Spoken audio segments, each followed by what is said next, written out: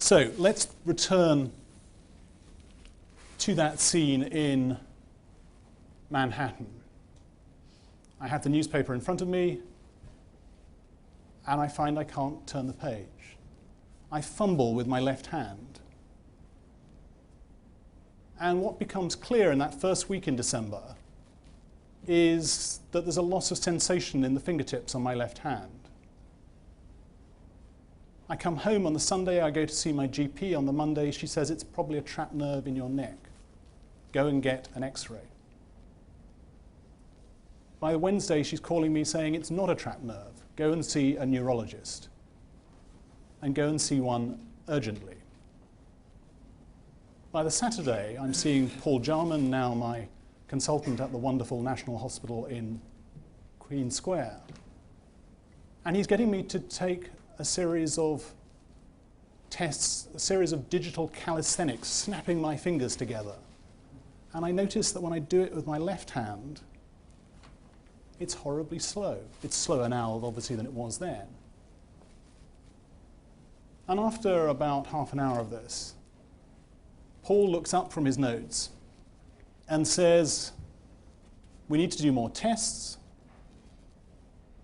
but I think it's quite possible that you have a mild form of Parkinson's disease. Indeed, I think that's quite likely. So I've had Parkinson's disease since December 2007. Well, let's just look at that statement for a moment, because it's not quite right, is it?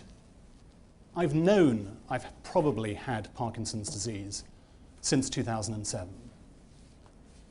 But I'd like us just to spend a few moments deconstructing the conversation that Paul and I had at that moment.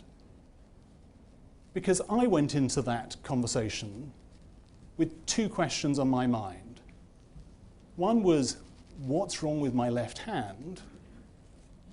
And in view of the urgency of the GP's call, do I have a brain tumor?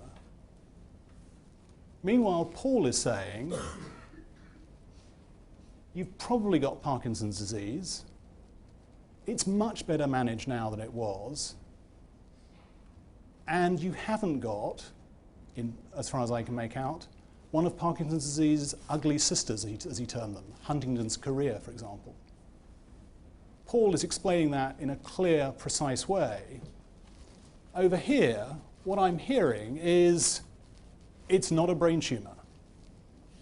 I'll live to see my daughter grow up. But I have got Parkinson's disease, about which I know next to nothing. And my life is now divided into two. From this moment, on the 14th of December 2007, I now have a bifurcation of my life into the healthy years, and now what? The sick years? The disabled years? But there was a sense of life having changed from that moment.